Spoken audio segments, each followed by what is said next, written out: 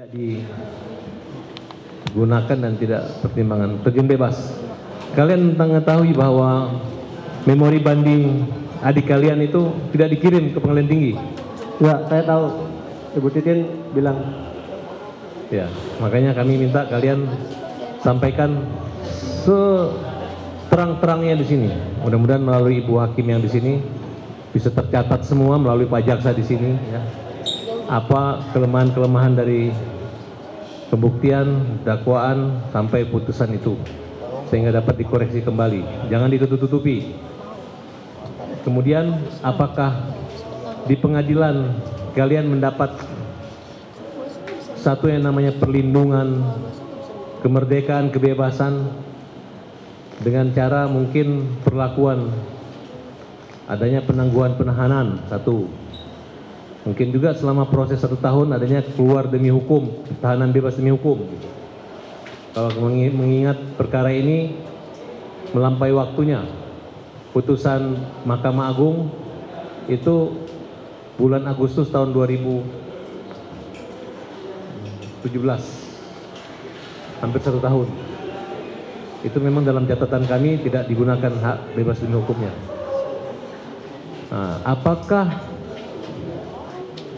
hakim ataupun Bapas saat itu terlihat melindungi kepentingan daripada anak Saka atau tidak? Tidak. Jelaskan kenapa tidak? Karena Saka sudah bercerita yang sebenarnya, tetapi tetap saja harus sesuai BAP.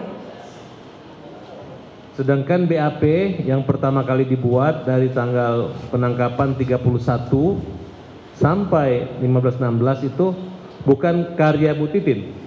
Bukan. Hanya secara formalitas menandatangani aja? Ya. Tapi hak-hak perlindungan anak tidak dijalankan sebagaimana mestinya oleh Bapas maupun polisi, jaksa dan hakim saat itu? Ya. Yakin? Yakin. Apakah ada perlakuan kasar atau keras atau mungkin dimarahin anak ini? Iya, ada. Pada saat proses sidang. Coba cerita, apa persoalannya? Karena waktu itu seingat saya, dia itu suruh bercerita pertama. Dia sudah bercerita apa yang terjadi selama dari tanggal 27, apa yang dia lakukan. Dia bersama teman-temannya, yaitu Sadikun kan. Dia mau pergi beresin motor, terus ke bengkel. Dia tuh sudah bercerita sesungguhnya, tetapi saya menyaksikan itu tuh hakim tidak percaya. Selalu diarahkan ke BAP lagi. Contohnya kalimat apa yang membuat hakim? Apa ya? Dia tidak percaya kalau ada bengkel buka malam-malam. Seperti kalimat apa penyampaian? Mana ada bengkel buka malam-malam? Dibentak? Ya, Ya, saya masih keras ingat. sekali itu. Di otak saya masih terngiang-ngiang. Keras. Kemudian katanya ada pihak polisi yang telah memberi kesaksian membanting pintu atau ngamuk? Iya betul. Setelah dihadirkan itu Pak Polisi, lalu saat dia mau keluar, suaranya keras sekali. Padahal itu sidang anak dan tertutup. Jangankan anak Saka yang pada saat itu ya, saya sendiri merasa emang seperti ini tah. Saya tidak mengerti kenapa seperti ini gitu. Apakah itu kalian rasakan sebagai bentuk intimidasi, ancaman, dan bukan sikap untuk perlindungan anak? Iya. Itu kayak ancaman. Kalau ia melindungi tidak mungkin harus seperti ini. Jadi pada dasarnya sidang Saka itu seperti sidang dewasa. Karena waktu itu Saka tuh tinggi. Maksudnya tinggi badannya gitu? Ya, badannya tinggi. Jadi seperti orang dewasa. Apa dampak daripada hukuman proses? Yang saya lihat kalau ketemu saya sebelum sidang aja tatapannya kosong, dia trauma berat. Jadi dia tuh nggak bisa ngungkapin apa yang dia harus ungkapin gitu loh. Beda jauh sama sekarang. Jadi dia tuh cuma ngomongnya ngomongnya nggak bisa diungkapin semua.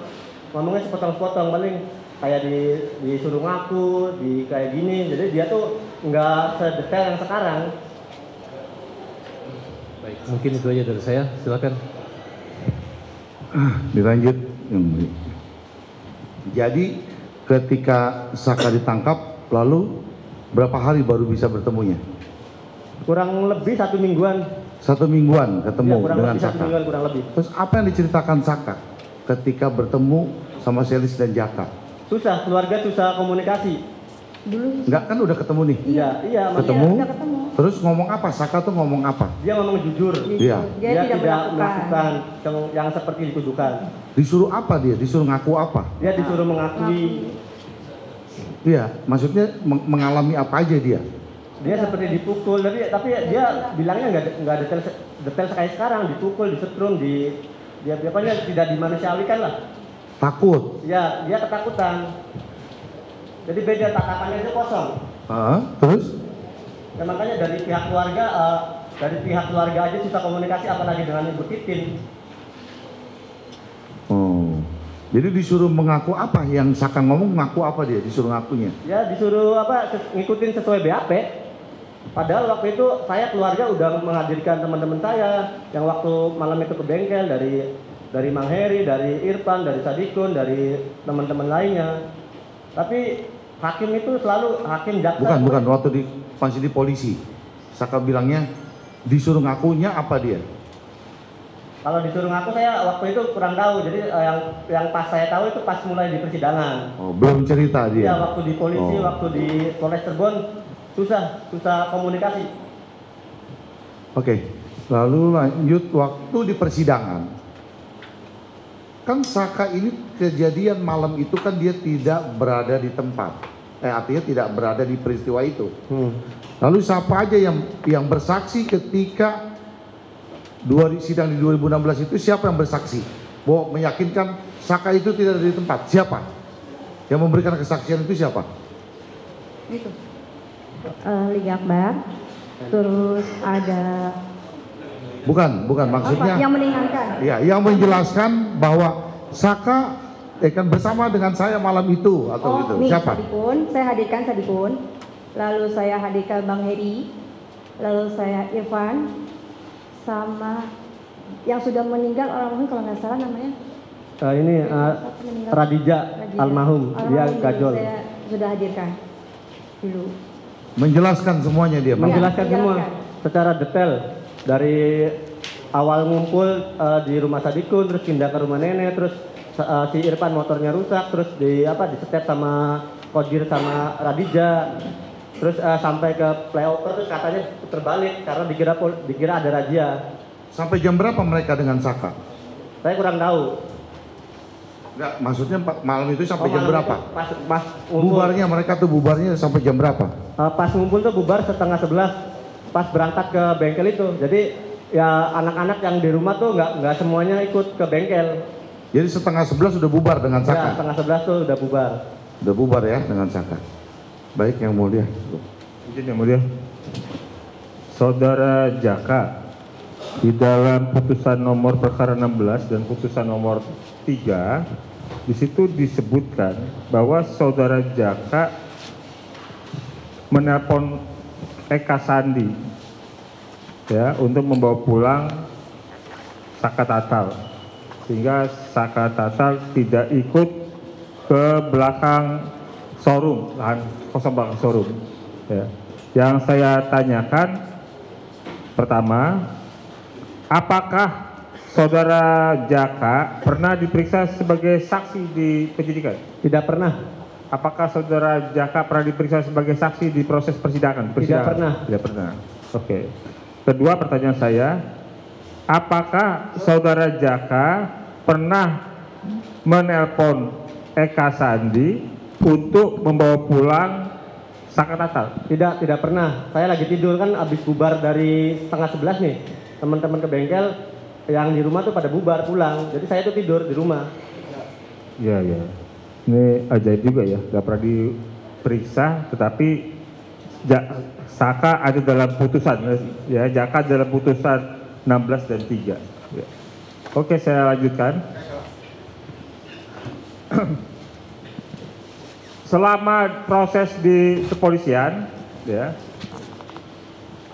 kemudian P21 di kejaksaan dan kemudian di pengadilan, selama proses di polisi, jaksa, pengadilan, apakah pernah dilakukan upaya perdamaian, ya, perdamaian atau diversi, misalnya oleh polisi, oleh jaksa, oleh hakim, pernah tidak ketika di kepolisian? Pernah.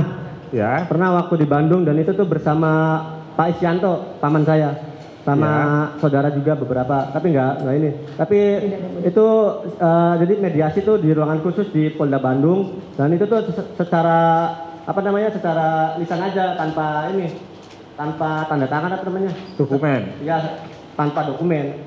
Ya, ketika di Polda Bandung itu ada siapa? Ada Pak Isyanto, terus kalau nggak salah Ada Pak Rusdiana. Rudiana. Apa hasil dari mediasi itu? Saya tidak tahu yang hasilnya Pak Rudiana memaafkan, tapi dia tetap minta jalur hukum. Oke. Apakah ketika prosesnya sudah lengkap di penyidikan dan beralih ke kejaksaan, apakah ada pemanggilan lagi untuk perdamaian? Nggak ada. Tidak ada. Oke. Ketika masuk ke persidangan di pengadilan di sini ya, pengadilan Cirebon, apakah hakim memberikan kesempatan dulu untuk dilakukannya perdamaian? Ada nggak? Nggak ada. Nggak ada. Oke. Selama Saka Tatal ditahan di proses di kepolisian sejak tanggal 31 saya tangkap ya, sampai dengan kemudian ke Polda Jabar, sepengetahuan Bu Selis dan Jaka, apakah Saka Tatal sebagai anak, usia anak, ya, itu dipisahkan tidak penahanannya dengan yang dewasa?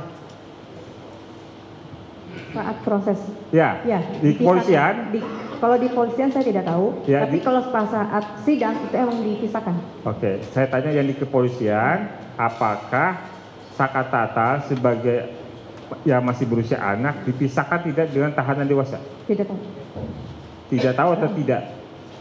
Tidak tahu. Tidak tahu. Jadi, Tidak tahu. Oke. Tidak tahu. Jadi pernah ngobrol berdua. Ya. Awal-awalnya pas di Polres Cirebon, terus di Bandung tuh awalnya disatuin. Satukan. Iya, disatukan. Terus karena tahu anak, terus dibedakan, dipisah. Di mana dipisahkannya? Di Polda Bandung. Di Polda. Ya, terus di Polda dia Jabar. Di mana lapas Sukamiskin apa di mana? Lapas anak tuh. Setelah di Oh, di lapas juga dipisahkan. Ya, dipisahkan terus dipisahkan. beberapa minggu atau apa, terus dipindahkan lagi ke Cirebon.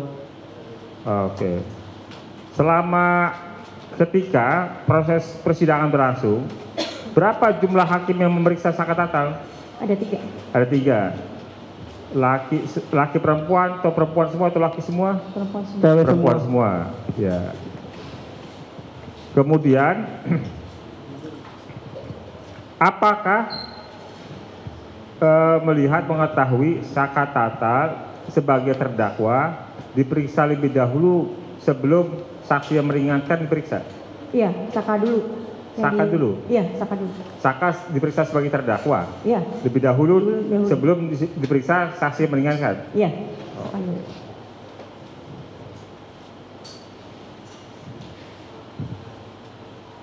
Ya, cukup Yang Mulia. Terima kasih. Cukup Yang Mulia.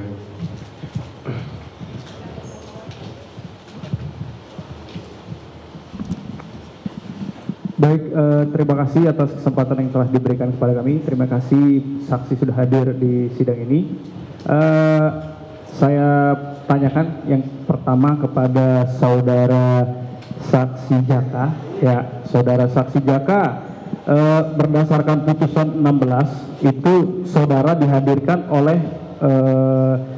penasihat hukum sebagai saksi adecar dan saudara pernah memberikan keterangan. Untuk saudara ingat lagi, apakah saudara pernah memberikan keterangan di persidangan? Tidak pernah. Atas perkara anak Saka Tatal? Betul, tidak pernah. Tidak pernah ya. Baik. Kemudian seperti yang saudara sampaikan tadi, bahwa saudara berada di bengkel bersama Saka Tatal? Tidak. Gimana ceritanya?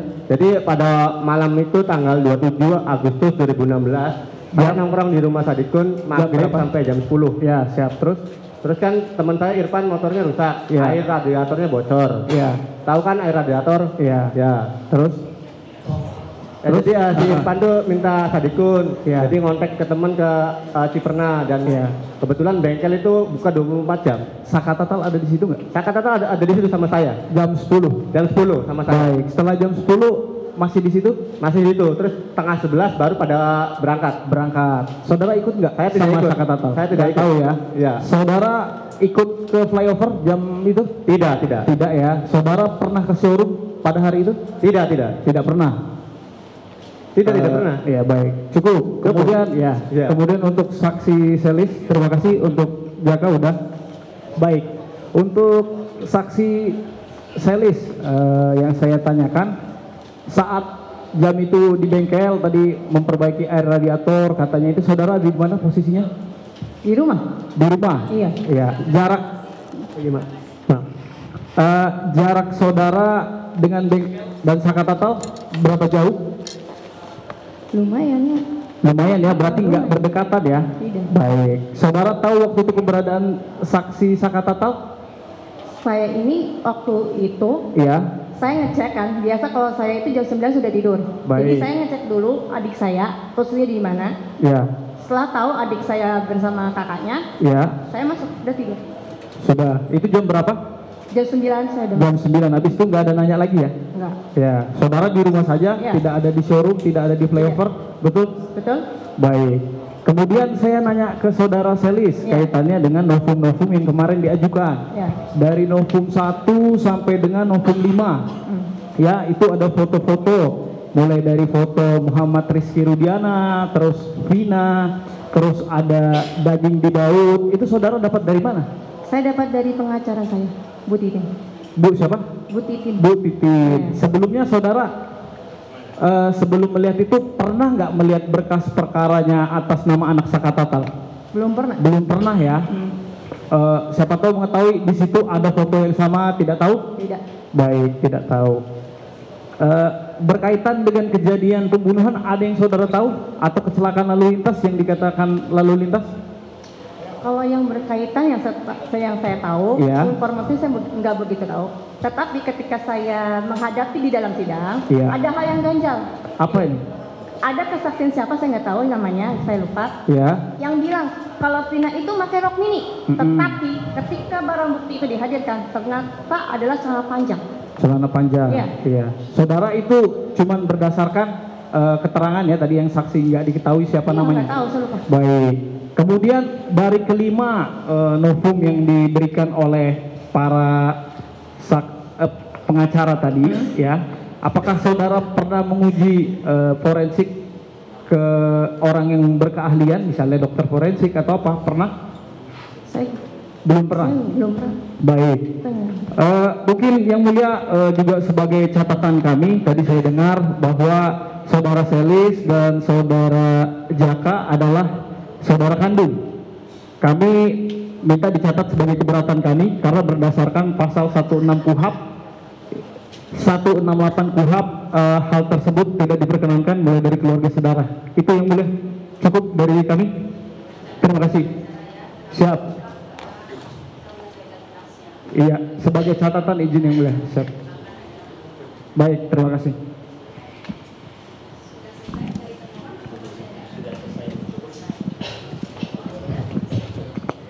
Cukup. Ada cukup yang mulia.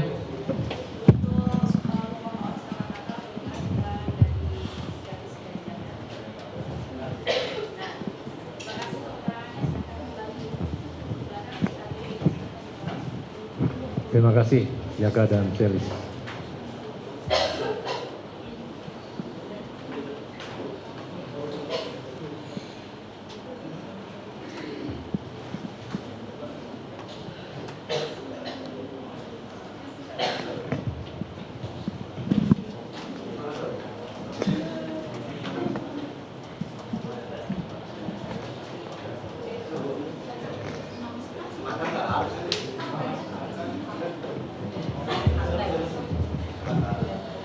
Kami panggil rekan advokat